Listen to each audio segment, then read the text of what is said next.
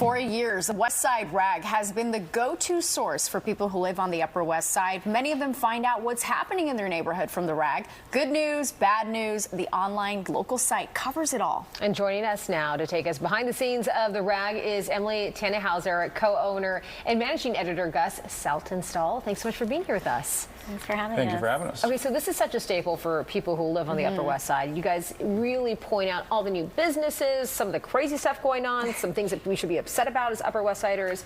But how did this all start? So it actually launched in 2011. And the original owner and founder, who wanted to remain anonymous, he went by his pen name West Sider.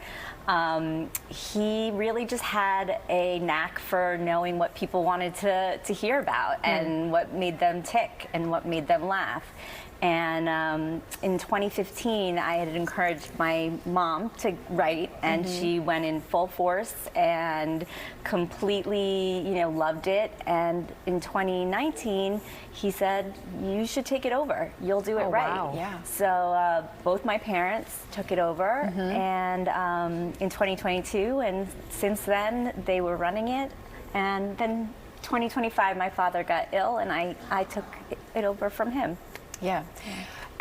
It is so popular. It's done so well over the years. Gus, you're the managing editor, so you kind of oversee all of the different topics that you're covering. What are some of the stories that get the biggest responses from people? So our opening and closings column is maybe our most popular thing, and that's new restaurants, new businesses, and then we'll do everything from, local transportation issues with bike lanes to local politics to some crime, and then kind of quirky stories like Jerry Nadler bringing a Zabar's bag to the impeachment hearing, or, mysterious snack piles showing up on the same street over and over. Like super hyper local. Yeah, we love the hyper local stuff. What has been your favorite story this past week? Recently, we did a multi-part investigation into a grammatical error on the fairway awning, where there was an accidentally capitalized second letter, and that drew some good feedback. And we're seeing if Fairway will make some changes after that.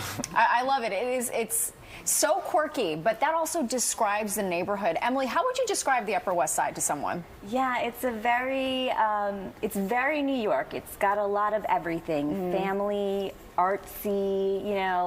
It's kind of anything goes on the Upper West Side.